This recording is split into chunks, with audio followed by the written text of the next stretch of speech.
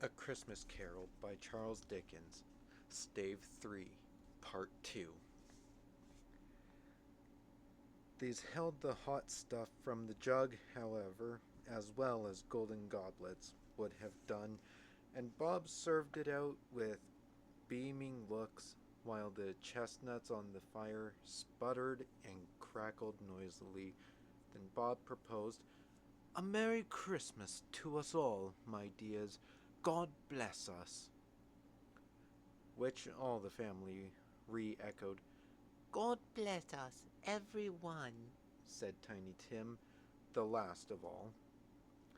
He sat very close to his father's side upon his little stool.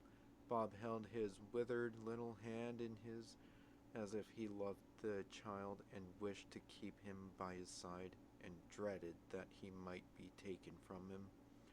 "Spirit," said Scrooge with an interest he had never felt before, "tell me if Tiny Tim will live." "I see a vacant seat," replied the ghost, "in the poor chimney corner, with a crutch without an owner, carefully preserved. If these shadows remain unaltered by the future, the child will die."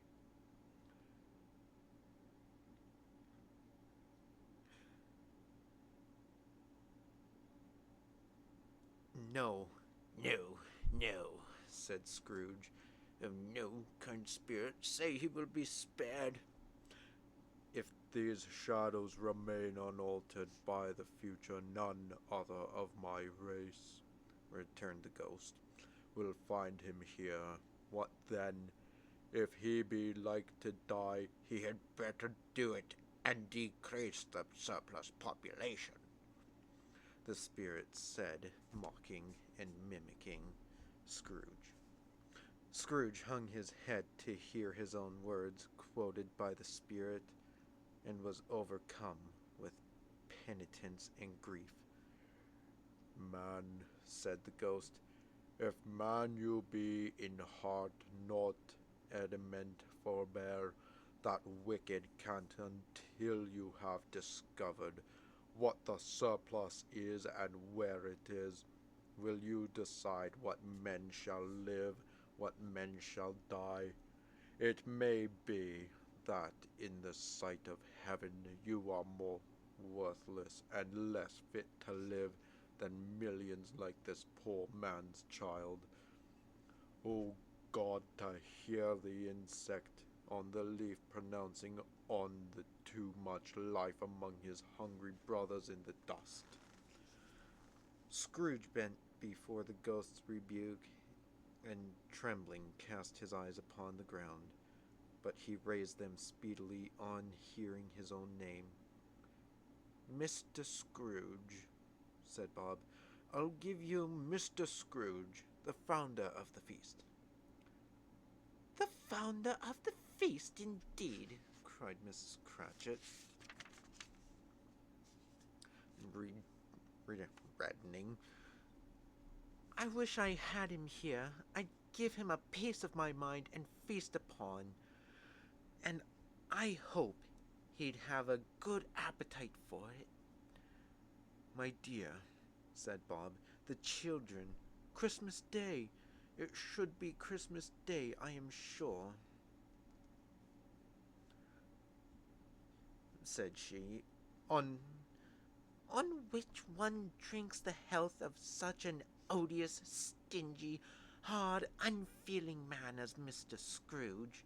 You know he is, Robert. Nobody knows it better than you do, poor fellow." "My dear," was Bob's mild answer, "Christmas Day." "I'll drink his health for your sake and the day's," said Mrs. Cratchit. "Not for his. Long life to him. A Merry Christmas and a Happy New Year. He'll be very merry and very happy, I have no doubt." The children drank the toast after her. It was the first of their proceedings, which had no heartiness in it. Tiny Tim drank it last of all, but he didn't care twopence for it. Scrooge was the ogre of the family. The mention of his name cast a dark shadow on the party, which was not dispelled for full 5 minutes. After it had passed away, they were 10 times merrier than before, from the mere relief of Scrooge, the baleful being, done with. Bob Cratchit told them how he had a situation in his eye for Master Peter, which would bring in, if obtained, full 5 and 6 pence weekly. The two young Cratchits laughed tremendously at the idea of Peter's being a man of business, and Peter himself looked thoughtfully at the fire from between his collars, as if he were deliberating what particular investments he should favor when he came into the receipt of that bewildering income. Martha, who was a poor apprentice at a milliner's, then told them what kind of work she had to do, and how many hours she worked at a stretch, and how she meant to lie abed tomorrow morning for a good long rest, tomorrow being a holiday she passed at home. Also, how she had seen a countess and a lord some days before, and how the lord was much about as tall as Peter, at which Peter pulled up his collars so high that you couldn't have seen his head if you had been there. All this time the chestnuts and the jug went round and round, and by they had a song about a lost child traveling in the snow from Tiny Tim, who had a plaintive little voice and sang it very well indeed. There was nothing of high mark in this. They were not a handsome family. They were not well dressed. Their shoes were far from being waterproof. Their clothes were scanty, and Peter might have known, and very likely did, the inside of a pawnbroker's. But they were happy, grateful, pleased with one another, and contented with the time.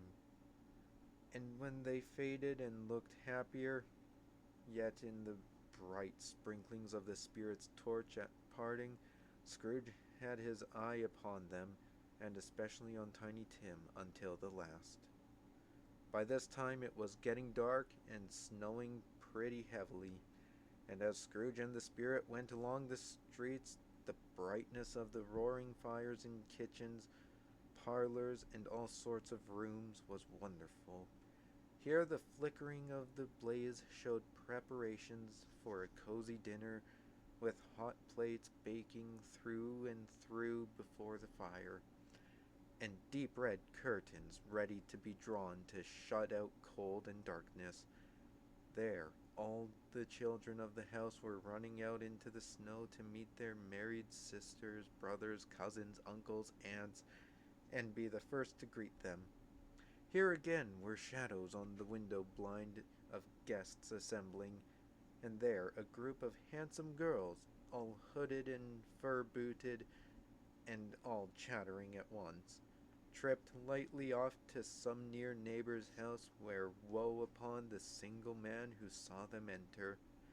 Artful witches, well they knew it, in a glow. But if you had judged from the numbers of people on their way to friendly gatherings, you might have thought that no one was at home to give them welcome when they got there, instead of every house expecting company, and piling up its fires half chimney high, blessings on it. How the ghost exulted, how it bared its breath of breast, and opened its capacious palm, and floated on, outpouring with a generous hand its bright and harmless mirth on everything within its reach. The very lamplighter who ran on before, dotting the dusky street with specks of light, and who was dressed to spend the evening somewhere, laughed out loudly as the Spirit passed, though little kenned the lamplighter that he had any company but Christmas. And now, without a word of warning from the ghost, they stood upon a bleak and desert moor, where monstrous masses of rude stone were cast about as though it were the burial place of giants, and water spread itself wheresoever it listed, or would have done so, but for the frost that held it prisoner, and nothing grew but moss and furze and coarse rank grass. Down in the west the setting sun had left a streak of fiery red, which glared upon the desolation for an instant like a sullen eye, and frowning lower, lower, lower yet, was lost in the thick gloom of darkest night. "What is this place?" asked Scrooge. "A place where miners live who labor in the bowels of the earth," returned the spirit. "But they know me. See." A light shone from the window of a hut, and swiftly they advanced towards it, passing through the wall of mud and stone.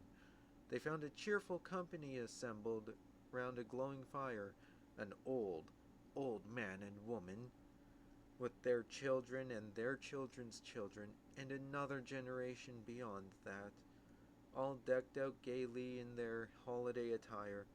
The old man, in a voice that seldom rose above the howling of the wind upon the barren waste, was singing them a Christmas song.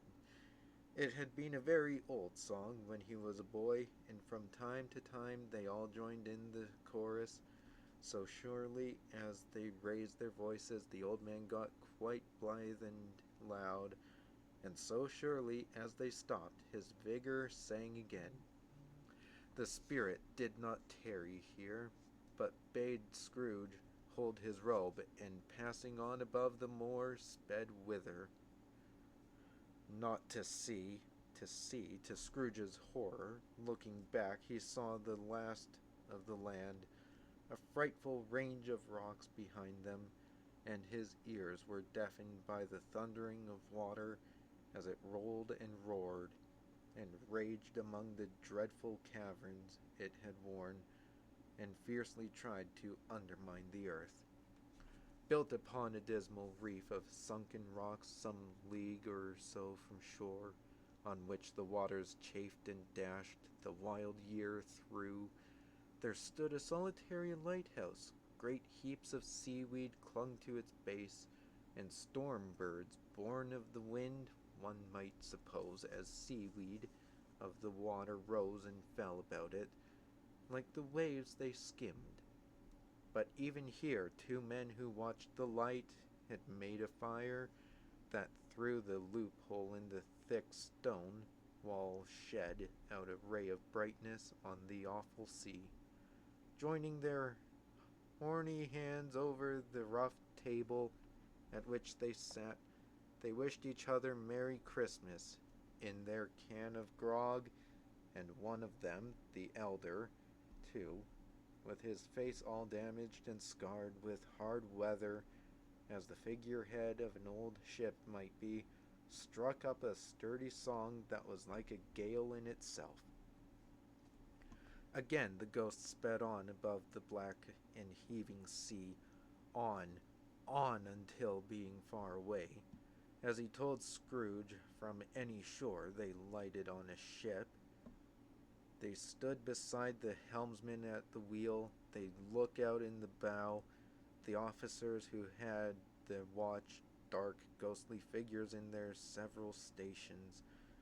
But every man among them hummed a Christmas tune, or had a Christmas thought, or spoke below his breath to his companion of some bygone Christmas day, with homeward hopes belonging to it, and every man on board, waking or sleeping, good or bad, had had a kinder word for another on that day than on any day in the year, and had shared to some extent in its festivities, and had remembered those he cared for at a distance, and had known that they delighted to remember him.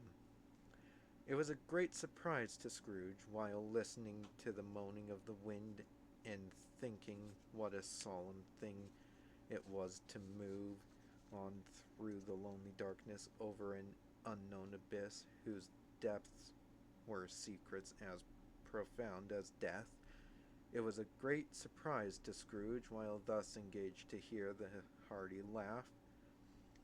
It was a much greater surprise to Scrooge to recognize it as his own nephew's, and to find himself in a bright, dry, gleaming room with the spirit standing smiling by his side, and looking at the same nephew with approving affability. "Ha ha!" laughed Scrooge's nephew. "Ha ha ha ha! If you should happen by any unlikely chance to know a man more blessed in a laugh than Scrooge's nephew, all I can say is I should like to know him too. Introduce him to me and I'll cultivate his acquaintance. It is a fair, even-handed, noble adjustment of things, that while there is infection in disease and sorrow, there is nothing in the world so irresistibly contagious as laughter and good humor." When Scrooge's nephew laughed in this way, holding his sides, rolling his head, and twisting his face into the most extravagant contortions, Scrooge's niece, by marriage, laughed as heartily as he, and their assembled friends, being not a bit behindhand, roared out lustily, "Ha ha ha ha ha ha ha! He said that Christmas was a humbug, as I live!" cried Scrooge's nephew. "He believed it too!" "More shame for him, Fred," said Scrooge's niece indignantly. "Bless those women, they never do anything by halves. They are always in earnest." She was very pretty, exceedingly pretty, with a dimpled, surprised-looking, capital face, a ripe little mouth that seemed made to be kissed, as no doubt it was, all kinds of good little dots about her chin that melted into one another when she laughed, and the sunniest pair of eyes you have ever seen in any little creature's head. Altogether, she was what you would have called provoking, you know, but satisfactory too. Oh, perfectly satisfactory. "He is a comical old fellow," said Scrooge's nephew. "That's the truth, and not so pleasant as he might be. However, his offenses carry their own punishment, and I have nothing to say against him." "I'm sure he is very rich, Fred," hinted Scrooge's niece. "At least you always tell me so." "What of that, my dear?" said Scrooge's nephew. "His wealth is of no use to him. He don't do any good with it. He don't make himself comfortable with it. He hasn't the satisfaction of thinking, ha ha ha, that he is ever going to benefit us with it." "I have no patience with him," observed Scrooge's niece's sister, and all other ladies expressed the same opinion.